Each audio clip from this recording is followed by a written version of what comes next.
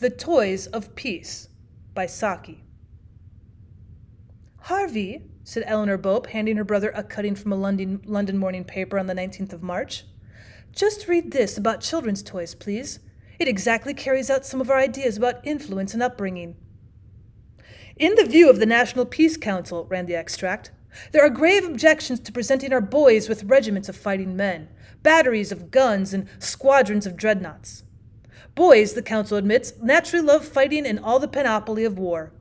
But that's no reason for encouraging and perhaps giving permanent form to their primitive instincts. At the Children's Welfare Exhibition, which opens at Olympia in 3 weeks' time, the Peace Council will make an alternative suggestion to parents in the shape of an exhibition of peace toys. In front of a specially painted representation of the Peace Palace at The Hague will be grouped, not miniature soldiers, but miniature civilians. Not guns, but plows and the tools of industry. It is hoped that manufacturers may take a hint from the exhibit, which will bear fruit in the toy shops. Well, the idea is certainly an interesting and a very well-meaning one, said Harvey.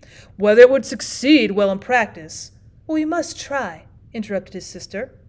You are coming down to us at Easter, and you're always bringing the boys some toys, so that will be an excellent opportunity for you to inaugurate the new experiment.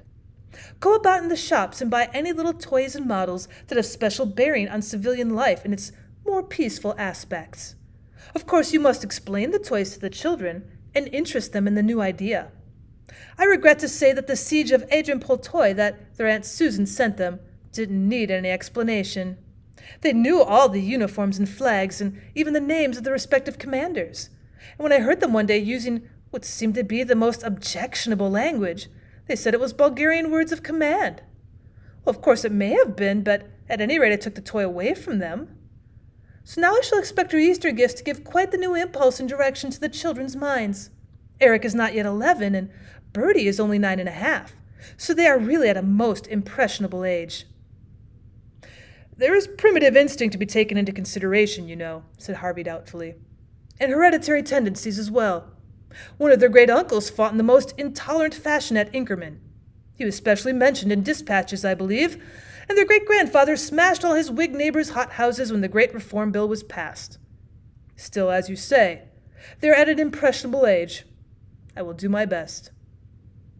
On Easter Saturday, Harvey Bope unpacked a large, promising-looking red cardboard box under the expectant eyes of his nephews. Your uncle has brought you the newest thing in toys, Eleanor had said impressively, and a youthful anticipation had been anxiously divided between Albanian soldiery and a Somali camel corps. Well, Eric was hotly in favor of the latter contingency. There would be Arabs on horseback, he whispered. The Albanians have got jolly uniforms, and they fight all day long, and all night, too, when there's a moon. But the country's rocky, so they've got no cavalry. A quantity of crinkly paper shavings was the first thing that met the view when the lid was removed. The most exciting toys always begin like that. Well, Harvey pushed back the top layer and drew forth a square, rather featureless building. It's a fort, exclaimed Bertie. It isn't. It's the Palace of the Mepret of Albania, said Eric, immensely proud of his knowledge of the exotic title. It's got no windows, you see, so that passers-by can't fire in at the royal family. It's a municipal dustbin, said Harvey hurriedly. You see, all the refuse and litter of a town is collected there, instead of lying about and injuring the health of the citizens. Well, in an awful silence, he disinterred a little lead figure of a man in black clothes. Well, that is a distinguished civilian, John Stuart Mill. He was an authority on political economy. Why? Asked Bertie. Well, he wanted to be. He thought it was a useful thing to be. Bertie gave an expressive grunt, which conveyed his opinion that there was no accounting for taste. Another square building came out, this time with windows and chimneys. Ah, a model of the Manchester branch of the Young Women's Christian Association, said Harvey.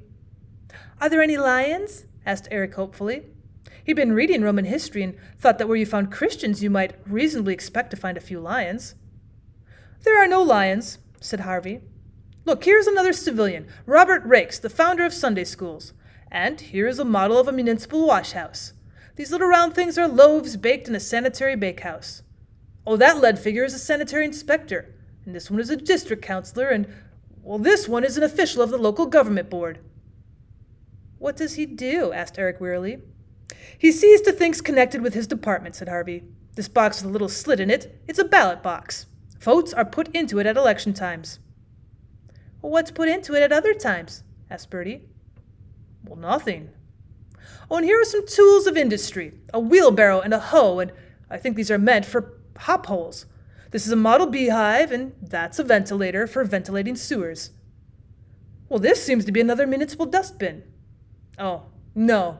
It's a model of a school of art and a public library. Now, this little lead figure is Mrs. Hemans, a poetess. And this is Rowland Hill, who introduced the system of a penny postage. And this is Sir John Herschel, an eminent astrologer. Are we to play with these civilian figures? Asked Eric. Well, of course, said Harvey. These are toys. They're meant to be played with. But how? It was rather a poser. Well, you might make two of them contest a seat in Parliament, said Harvey. Have an election. With rotten eggs, and free fights, and ever so many broken heads? Exclaimed Eric. And noses all bleeding, and everybody drunk as can be, echoed Bertie, who had carefully studied one of Hogarth's pictures. Well, nothing of the kind, said Harvey. Nothing the least like that. Votes will be put in the ballot box, and the mayor will count them, and, well, he will say which has received the most votes, and then the two candidates will thank him for presiding, and each will say that the contest had been conducted throughout in the pleasantest and most straightforward fashion, and they will part with expressions of mutual esteem. Now there's a jolly game for you boys to play. I never had such toys when I was young. Yeah, I don't think we'll play with them just now, said Eric, with an entire absence of the enthusiasm that his uncle had shown. I think perhaps we ought to do a little of our holiday task. It's history this time. We've got to learn up something about the Bourbon period in France. The Bourbon period? Said Harvey with some disapproval in his voice.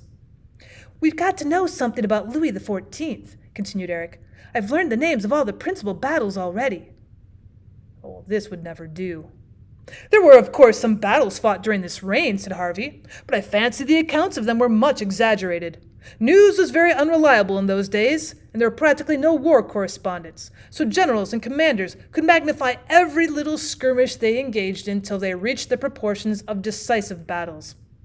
Louis was really famous now as a landscape gardener. The way he laid out Versailles was so much admired that it was copied all over Europe. Do you know anything about Madame de Berry? Asked Eric. Didn't she have her head chopped off? Well, she was another great lover of gardening, said Harvey evasively. In fact, I believe the well-known Rose du Barry was named after her. And now I think you'd better play for a little and leave your lessons till later. Harvey retreated to the library and spent some 30 or 40 minutes in wondering whether it would be possible to compile a history for use in elementary schools, in which there should be no prominent mention of battles, massacres, murderous intrigues, and violent death. Well, the York and Lancaster period in the Napoleonic era would, he admitted to himself, present considerable difficulties. Well, the 30 Years' War would entail something of a gap if you left it out altogether. Still, it would be something gained if at a highly impressionable age, children could be got to fix their attention on the invention of calico printing instead of the Spanish Armada or the Battle of Waterloo. It was time, he thought, to go back to the boys' room and see how they were getting on with their peace toys. As he stood outside the door, he could hear Eric's voice raised in command. Bertie chimed in now and again with a helpful suggestion. That is Louis XIV, Eric was saying.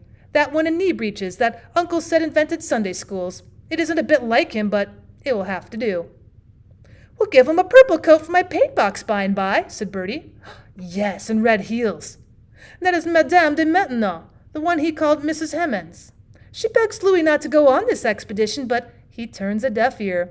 He takes Marshal Saxe with him, and we must pretend that they have thousands of men with them. The watchword is qui vive, and the answer is l'état c'est moi. And that was one of his favorite remarks, you know. They land at Manchester in the dead of night, and a Jacobite conspirator gives them the keys of the fortress. While peeping in through the doorway, Harvey observed that the municipal dustbin had been pierced with holes to accommodate the muzzles of imaginary cannon, and now represented the principal fortified position in Manchester. John Stuart Mill had been dipped in red ink, and apparently stood for Marshal Saxe. Louis orders his troops to surround the Young Women's Christian Association and seize the lot of them. Once back at the Louvre, and the girls are mine, he exclaims. We must use Mrs. Hemans again for one of the girls. She says never, and stabs Marshal Saxe to the heart. He bleeds dreadfully, exclaimed Bertie, splashing red ink liberally over the facade of the association building. The soldiers rush in and avenge his death with the utmost savagery. 100 girls are killed. Well, here Bertie emptied the remainder of the red ink over the devoted building. And the surviving 500 are dragged off to the French ships. I have lost a marshal, says Louis, but do not go back empty-handed. Harvey stole away from the room and sought out his sister. Eleanor, he said, the experiment. Yes. It's failed. We have begun too late.